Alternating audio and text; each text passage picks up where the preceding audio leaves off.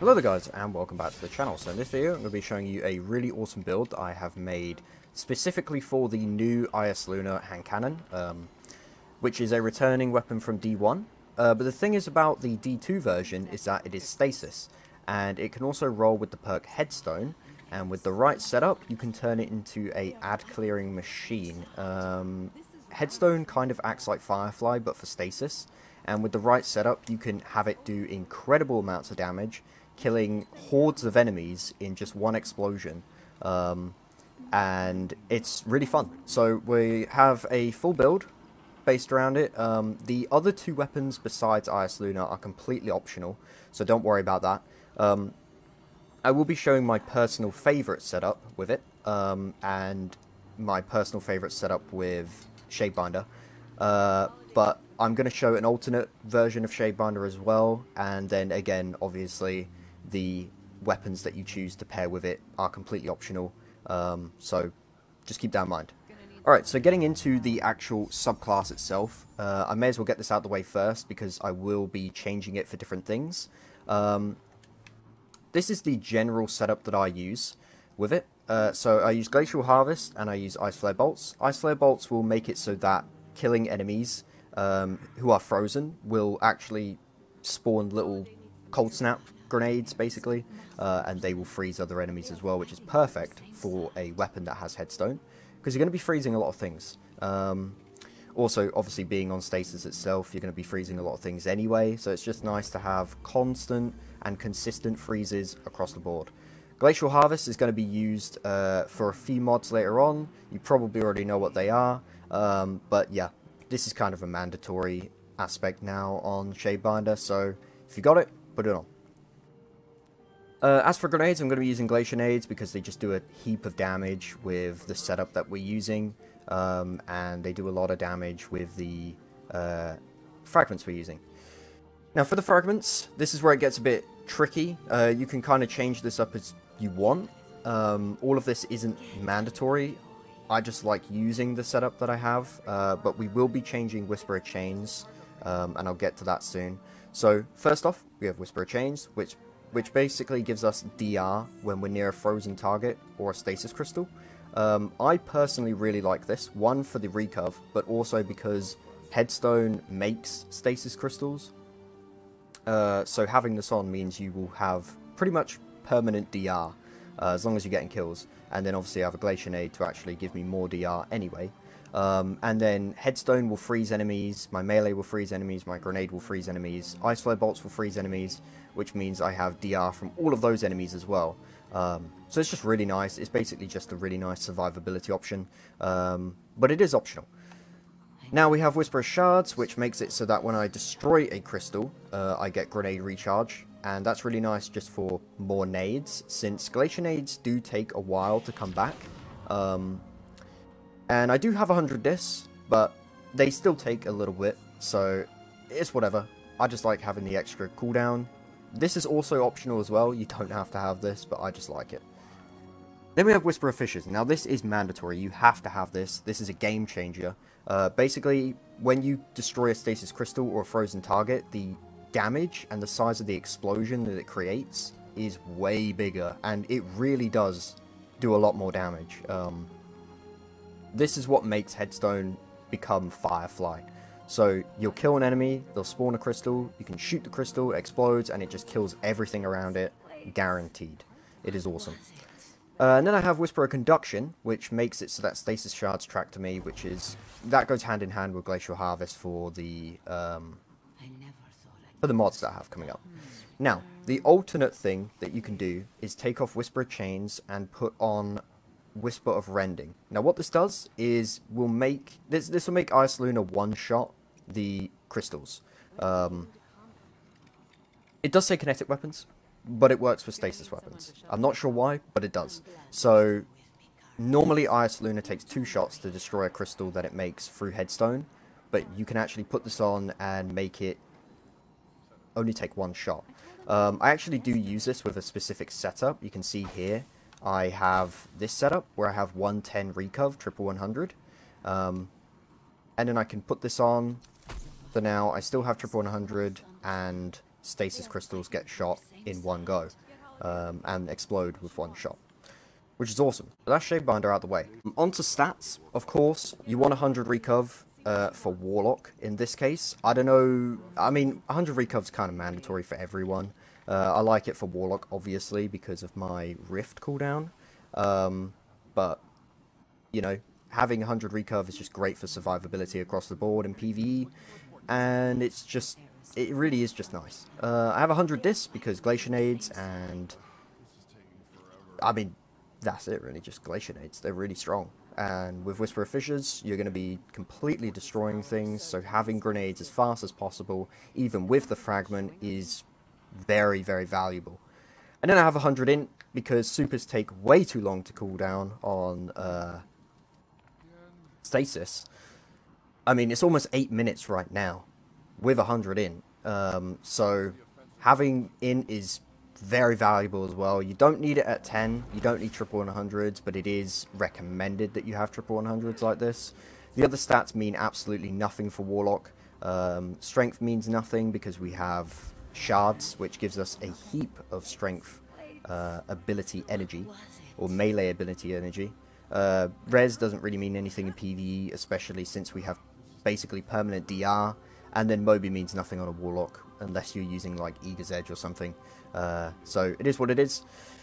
So that's the stats and the subclass out of the way. The exotic of the day that we will be using is, of course, Mantle Battle Harmony. The reason why I'm using this is because this does work with the Headstone explosions. So you'll get a kill with Eyasluna, and then when you get a kill, it will actually explode and activate absorption cells, and also give you super energy for every single enemy that you kill with Headstone. That is very valuable for getting fast supers, and for just having more damage on Eyasluna, and also for Zephyr. I personally am really enjoying using Zephyr with Stasis builds because it is Stasis, and I like to pair it with Mantle Battle Harmony for extra damage, Lucent Blade for extra damage, and another mod that I'll be getting to soon for extra damage. But yeah, Mantle Battle Harmony, very fun. I have seen people suggest Verity's Brow and other exotics like that for this build, but I just personally like having Mantle because it doesn't only buff Eyasluna, it buffs another weapon on top of that. And it also buffs the actual damage of the Headstone crystals itself, because it counts as a weapon kill as well as a grenade kill. So, yeah, pretty valuable. Now, getting into the mods, of course. We want to start off with the biggest one of all, Elemental Shards. This is why we have Glacial Harvest on. This basically makes all of my Stasis Shards count as Elemental Wells. It is probably one of the most overpowered mods in the game, especially for Stasis, of course. But it is just so valuable. It removes the need to go out of your way to find a well or create a well.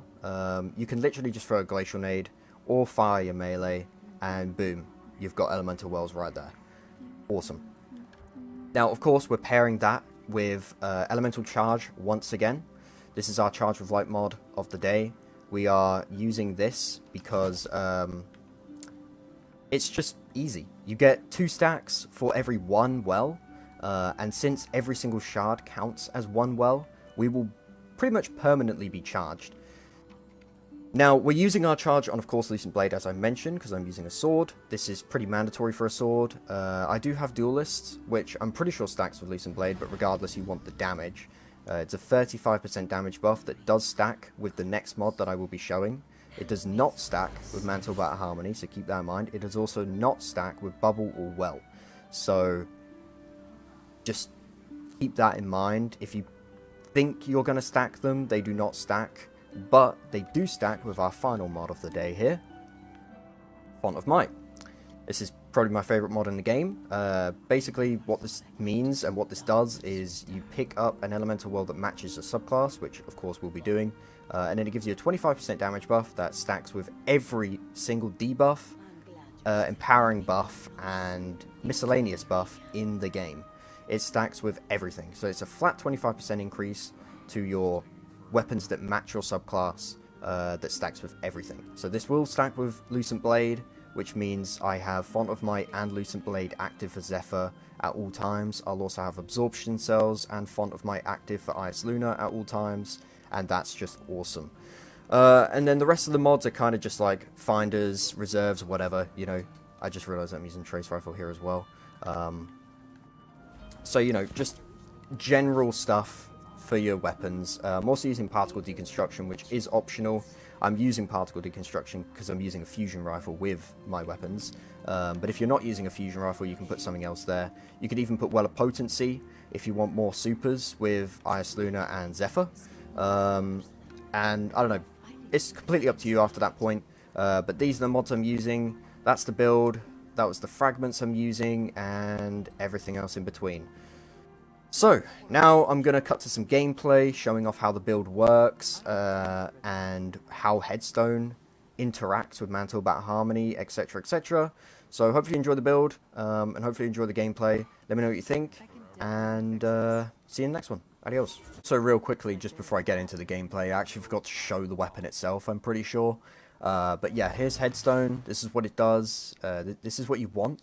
Now, the other perk is optional, but Unrelenting does work with Headstone because shooting a stasis crystal that you've made with Headstone does count as weapon kills when you kill enemies with the explosion of the crystal. So if you kill 3 enemies with the explosion, you will get Unrelenting to proc, basically having mini devour while you're killing things with Headstone. Which is a perfect pairing with like Mantle, Battle Harmony, Font of Might and all that, because everything will be doing more damage, everything will be getting kills, and everything will be healing you. It's just awesome. I just wanted to quickly get that in here, in case you were wondering what role to go for. This is it. But anything can be here, and it's still going to be fine. So, this is like a little demonstration of how this is going to work. So, we'll kill 1 enemy. You can see here. Alright, that was meant to be Headstone, but you see the Headstone spawned. We've already frozen an enemy with it. Shoot it once, explodes a bunch of enemies. Activates Font of Might, activates Absorption cells, making our gun now one-shot enemies. You can see here we can just kill an enemy really quickly. And then freezes more enemies, makes Shards, activates Font of Might. You can see there, just shooting that crystal once, killed all the enemies. All of these guys are going to spawn. And now most of them are dead. You can just see, it's pretty crazy. Imagine Fatebringer, but honestly, kind of better.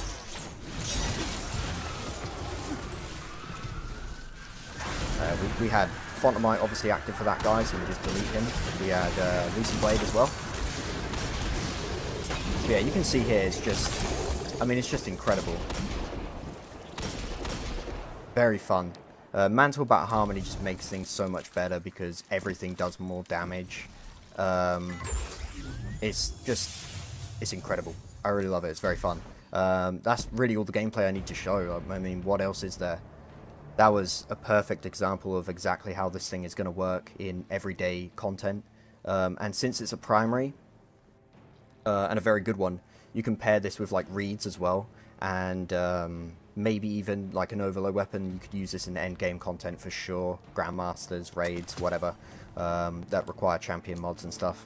It's completely up to you. Go crazy with it, have fun, and thanks for watching.